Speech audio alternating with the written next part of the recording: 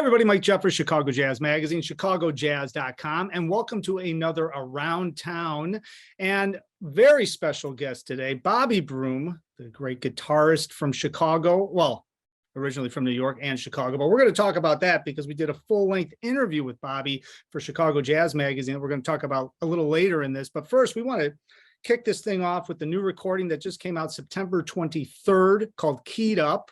It is interpretations of some of Bobby's great piano, I don't know if they're your heroes, but some of the great piano players in the history of jazz.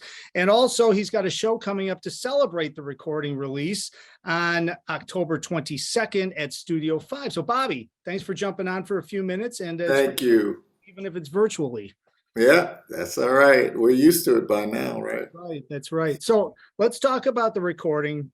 Yeah. You're going to be able to talk a lot better than I did because I said the interpretations of some of the great piano players. Is that accurate? Or our interpretations of compositions by some of the great pianists in jazz, yes. Okay. Starting with as far back as Bud Powell to Earl Garner, Errol. And Horace Silver, I'm trying to go chronologically, McCoy, Herbie, Chick, Mulgrew Miller, James Williams before Mulgrew Miller. So like that. How did you whittle down the list? Because obviously, you're talking about, you and I could probably talk about 100 piano players right now that influenced the history of jazz. So how did you whittle it down? Well, I think it was kind of by composition, stylistically, stuff that was going to work for the group, for the guitar, so all these considerations that, I don't know, they kind of culminate in a feeling about certain songs. Of course, maybe we looked at certain pianists and then looked at the body of work of each of those to see what I needed in terms of feelings and tempos and the different things. We changed some of those elements, tempo and feeling. So it's just kind of mining the field for what was going to work best. I mean, as a guitar player, you do a lot of different recordings and you play a lot of different genres when you're playing. I mean, all based around the jazz world. But I mean, we talked in this long form interview about, the recording that had just come out at that point, Soul Fingers. And, you were doing some 60s things on there, some 60s pop tunes. I mean, Come Together, some things like that. And now you're doing something with piano players, which I mean, I love because, most of the time you don't have a guitar player playing tribute albums to piano players. I mean, are these some of the piano players that you listen to that maybe influenced you in some way? I think these pianists are iconic in jazz music. So on each instrument you have those players that are seminal to jazz. Yeah. On the particular instrument. So this just happens to be, the instrument just happens to be the piano in this case. So, we have to look at certain names. And I'm, of course, missed some because I can't, you can't get everybody. But so, yeah, they are heroes in that sense, musical heroes, right? And, jazz isn't specific to any one instrument. Some New Orleans folks might say it's the trumpet, but, we've moved beyond that point, and all instruments are included in the creation of this music and the forward motion of this music.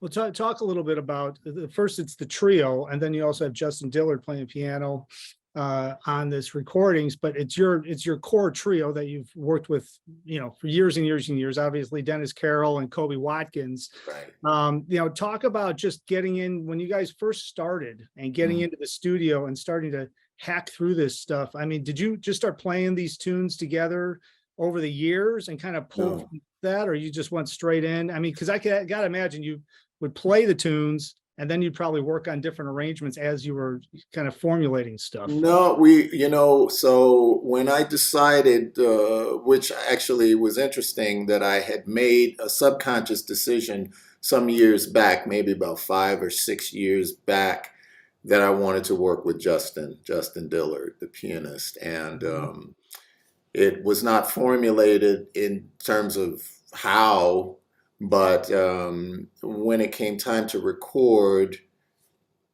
it just made sense, and that he was the guy that I had been thinking about. And so he and Dennis and I started to get together weekly to work on this music. I had the list of songs. No, we had not played any of them, and so we were really arranging and rehearsing once a week to figure out how we wanted to present this stuff. Yeah. And so that's what it was. And then I wound up sending those recordings of the rehearsals to Kobe so he could process what was going on and deal with it. So we didn't all get together to play the music until the day before we began recording. When the studio set up / rehearsed, and then the next day, we may have recorded something on that first day. I don't remember, but we were ready. We had done about 6 rehearsals and a lot of practicing, but Yeah. personally. So Kobe came in ready, and it was helpful to then add that final piece to our imaginations, and then that was it. So it was a lot of imagining going on, not having played the music, not having heard what the music was going to be until we were, yeah. How many, I mean, you must have taken, once you whittled down the pianists and once you whittled down, I mean, just to get through the repertoire, man. I mean, you're talking about just Chick Corea in general, because I know Humpty Dumpty's on this and I love that tune. And that is a tough tune to play, just in general, I think, and really do it justice. But I mean, how do you whittle like an artist like that, or McCoy or somebody? I mean, how do you even, because you could have probably picked 20 tunes that would sound great with that group. Yeah, maybe, but for, like there's certain chick tunes that like are classics, and then some others that aren't played that much. And Humpty Dumpty is being played more in recent years, I think. Yeah. But yeah, I think you just kind of get a strong sense for what you should be doing. I don't necessarily like doing material that has been done a lot already. So when Dennis says, "What about Misty?" We were thinking, I need one more. We need one more ballad. Like, oh, what about Misty? Misty? Like what? It's Errol Garner.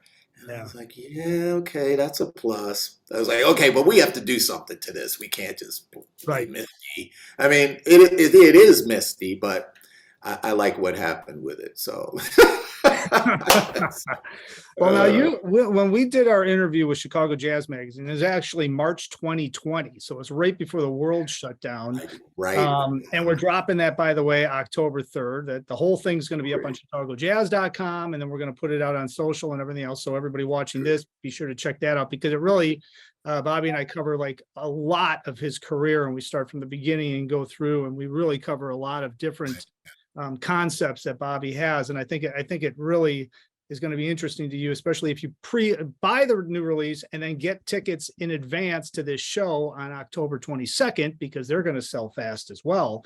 But, you talked about a project back then that you didn't want to talk about, but you were starting to formulate. So this kind of a thing, I mean, you've been thinking about it and conceptualizing it for years. Yeah. So that's just how long it takes, right, to get something out when you really do it properly. Well, I think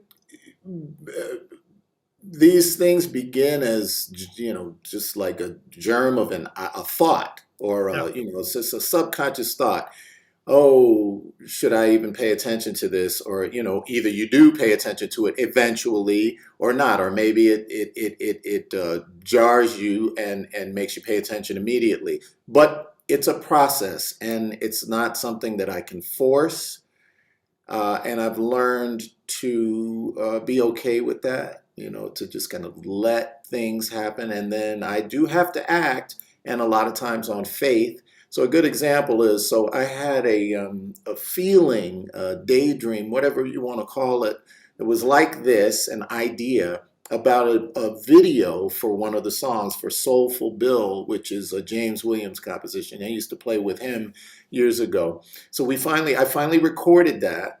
And one day I had this idea for a video. You know, it had the character and then and it was just like a daydream. And I thought, oh, that'd be cool. I can't do that. I can't. Okay. So I let it go. Weeks later, it came up again, and like a feeling that rose, and it was so strong that I said, I have to try to figure this out. Yeah. I have to try to find a way to do it. You know. So it just got finished last week, and Oh, wait till you wow. see it. But you know what? I think that's one of those things though. I think if you push it and you try to pigeonhole it and you try to take this concept right away and try to rush through it and stuff, you Yeah. won't have those ideas popping into your mind. You won't have the full organic feel of it, you know, and I think you do that with a lot of your recordings, right? I mean, you just start to formulate stuff over the years and then something unbelievable comes out when you Something happens, the yeah, answers have to come. I have to allow time for the answers to come. Sometimes the answers will be, that's not going to work. That's not meant for you in your life. Whatever the answer is cool. I'll deal with it one way or the other, you know. yeah, So on the positive side, that's when it's very rewarding, right? yeah. Well, Mhm. let's talk a little bit. So Studio 5, Evanston, it's a great theater. Yeah. Steve Rashid, is the owner, you know, he knows how to put on productions. He's also got the Yes. live stream set up there. So for those Yeah. of you that are not going to be in town, you can watch it on live stream. All the links are up on bobbybroom.com, by the way. So we'll send everybody over there. But so October 22nd, 8 p.m., the album celebration. Yeah. Talk a little bit about that. Obviously, are you going to play the whole album down? I mean, Kobe's coming in town for that. Probably, yeah, probably. Maybe we'll leave out a tune here or there, but yeah, it'll be the record. Yeah, yeah, You know, the thing that I want to mention to everybody, and also we talked about this on the full feature interview on Chicago Jazz Magazine that'll be up October 3rd. Plug. There's another plug. But we talked about recordings, you know, and listening to tunes and listening to recordings as a recording, but then actually going and seeing an artist play live and actually feeling that energy. Now, you guys aren't going to really have played this stuff, right? Since you were a year recording. ago. So, I Yes. mean, this should be a pretty intense concert, I would imagine, because, you know, you guys are going to have all of these ideas. You've put the recording out. There's probably a lot of adrenaline built up, and you've also probably worked on things now. And probably, I'm sure you've played these tunes on, even if it's by yourself over the years. So, you know, I mean, what can people expect to hear from this? Hopefully a celebration, Yeah. right, of us rejoining and just basking in the success of the release and it's just enjoying each other really because that's what happened in the studio. You know, we had a great time. The sessions were great, and we were all thrilled about the outcome. So that's what hopefully you'll get. Yeah. Now, the other thing I should mention to everybody, of course, all the information's at bobbybroom.com, but during the feature interview, we were talking a little bit about your teaching and about your education and all that. And some exciting stuff happened since we did the feature interview, and that's Yes. where you're doing the recording right now. So why don't you tell Right. everybody you're on tenure over at Northern Illinois University now? Yeah, I'm here in my office now at Northern. And yeah, I came in this year. I got tenure over the summer, at the end of the summer, right before this school year started. So that's it. And for those of you that don't know what that means, it means that they can't fire me. No, well, yeah, kind of. That's what it means. But to me, it means that they have seen fit to bestow the responsibility of teaching jazz and teaching jazz guitar to the next generation of aspiring musicians. They value my past work, my current work, and value me as a musician and an educator. So what more validation does one need? It's really, I say unbelievable, even though I went through every single step and it was real, but an unbelievable achievement. Yeah, I'm truly grateful. Talk a little bit, since we're talking about this. What's the Northern Illinois? Because I think a lot of people, if they're watching this, they're going to be, maybe there's some students that are looking for colleges. Maybe there's some grad students looking to come back to college. And obviously, getting your master's and then getting a doctorate these days is kind of needed to teach in upper educational facilities here, especially in the music and the jazz world. What kind of a program? I know Northern's known to have, they've been turning out incredible musicians, a lot of them rated back into the Chicago scene and then nationally, but talk a little bit about the program there. Well, the program, as you said, has always had its reputation has preceded itself. The previous director or coordinator here, Ronald Carter, was very astute at recruiting young musicians and getting them to come out here into the cornfields and invest in themselves, to spend the time to get the music from the right source.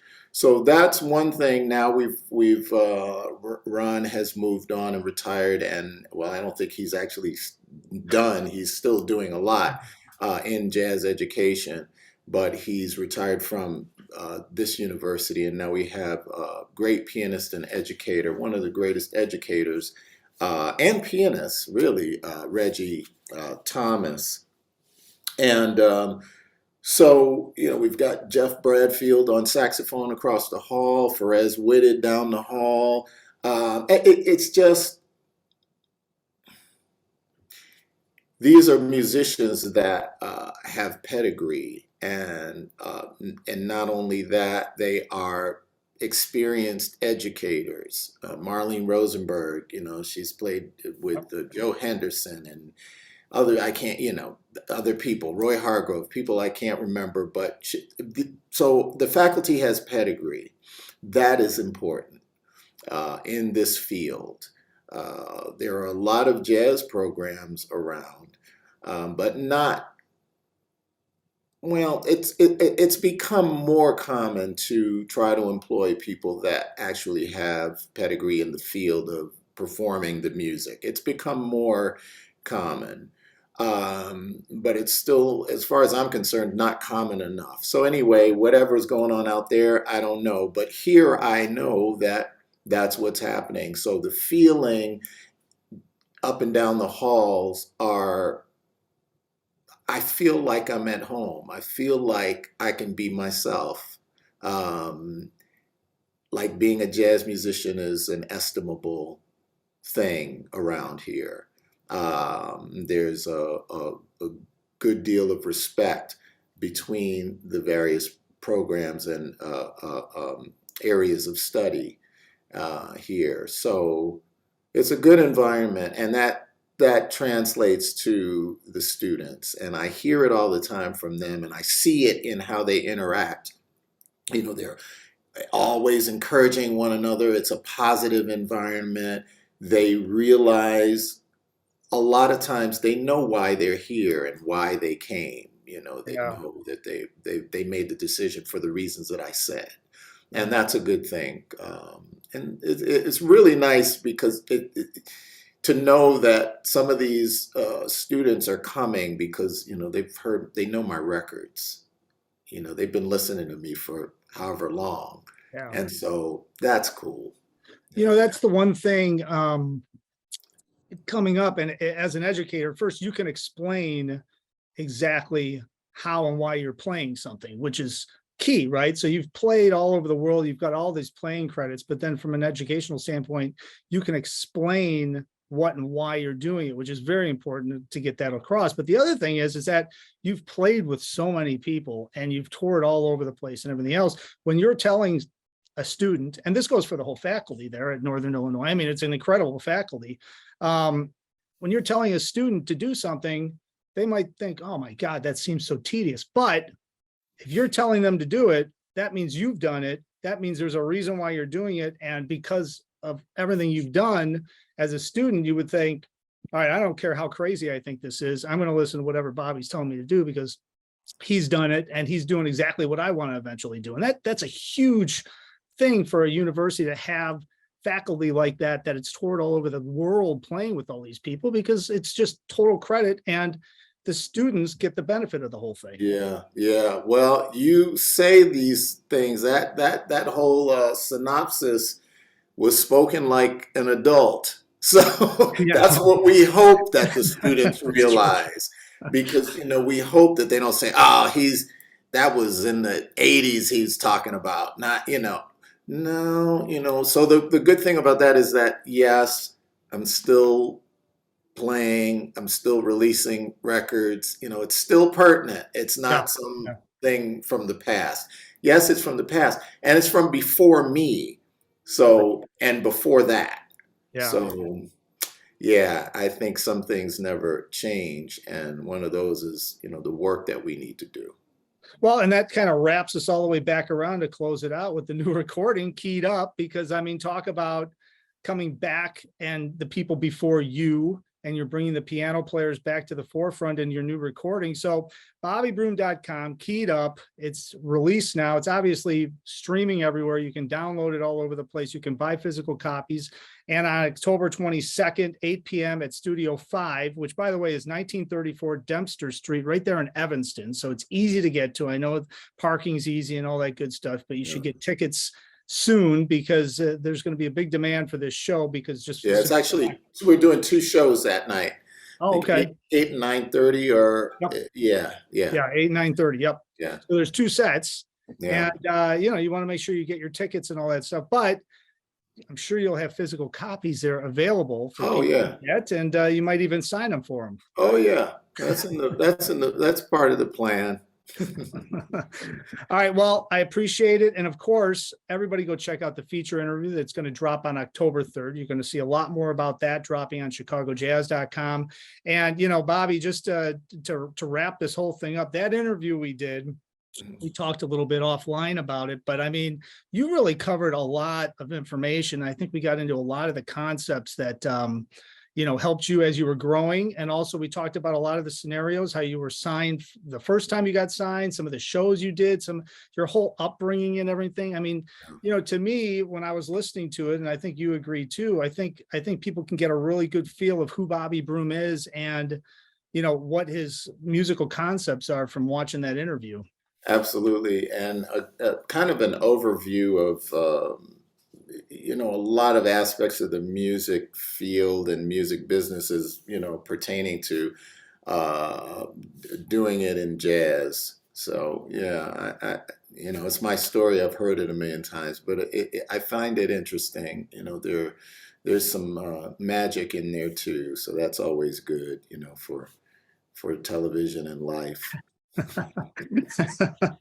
Well, I do think that from the standpoint of playing is one thing, but also the business side of it too, because we talk a lot about all these different scenarios that you had through your career. I mean, that's going to help a lot of people, I think, and I think hopefully a lot of people will check it out and Yeah. dig it. And well, thanks for taking a few minutes, and of course, congratulations on the new recording. And Thank you. maybe I'll see you on October 22nd, I actually hope in so. person. Yeah. Yeah, yeah. Imagine that. And of course, everybody, thank you for watching chicagojazz.com. We have everything that is Chicago Jazz on chicagojazz.com, and the feature interview dropping October 3rd. Check that out as well. And until next time, hopefully I'll see you somewhere out on the scene.